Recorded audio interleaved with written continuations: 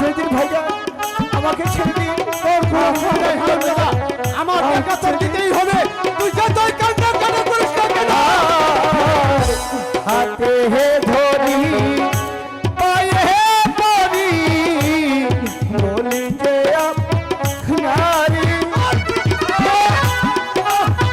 আমার টাকা দিবি কিনা?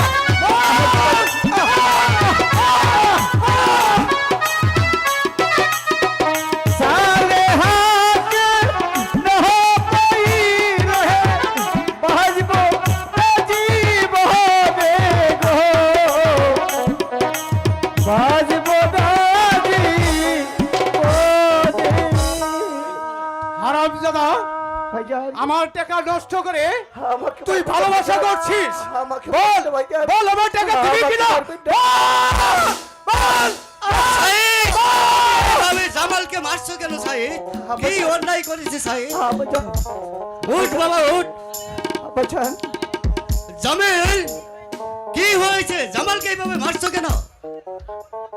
আপনি আর বলবেন না আব্বাজান, আপনি জানেন না আমার আগের 1 লক্ষ টাকা পরে মাহাজুলের কাছে 50,000 টাকা দান দিয়ে একটি মেয়ের পিছনে এই হারামজাদা নষ্ট করেছে। হারামজাদা সে কথা তুমি জানলে কেমন করে জামিল? বাহ, এত কিছু হয়ে গেল আর আপনি বলছেন আমি সেই কথা কি করে জানলাম? ওই মেয়ের বাবা আমাদের নামে থানায় মামলা করে গেছে, আর সেই কারণে এই পুলিশ এসে আমাকে শাসিয়ে গেছে। আজ এই হারামজাদার কারণে আমার মান সম্মান একেবারে ধুলিস্যাৎ হয়ে গেছে। থাক জামিল, তুমি মাথা ঠান্ডা করো, আর বলতে হবে না, আমি সব বুঝে ফেলেছি। এবার তুমি ঘরে যাও, আমি দেখছি জামাল কি করা যায়।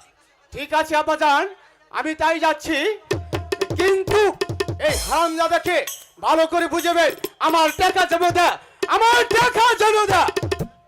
আব্বাজান হ্যাঁ বাবা জামাল, আব্বাজান আসলে কি তুমি কোনো মেয়েকে ভালোবাসো? হ্যাঁ আব্বাজান, আমি আমি সালেহা নামে একটি মেয়েকে ভালোবাসি আব্বাজান। আমি সালেহাকে ছাড়া বাঁচবো না আব্বাজান, আমি সালেহাকে ছাড়া বাঁচবো না আব্বাজান, আমি সালেহাকে ছাড়া বাঁচবো না। ঠিক আছে জামাল, তুমি কোনো চিন্তা করো না, আমি সাইদের কাছে শুনে সব ব্যবস্থা করে দিব। ঠিক আছে আব্বাজান, এবার তুমি ঘরে চলো। ঠিক আছে আব্বাজান, তাই চলুন আব্বাজান, তাই চলুন।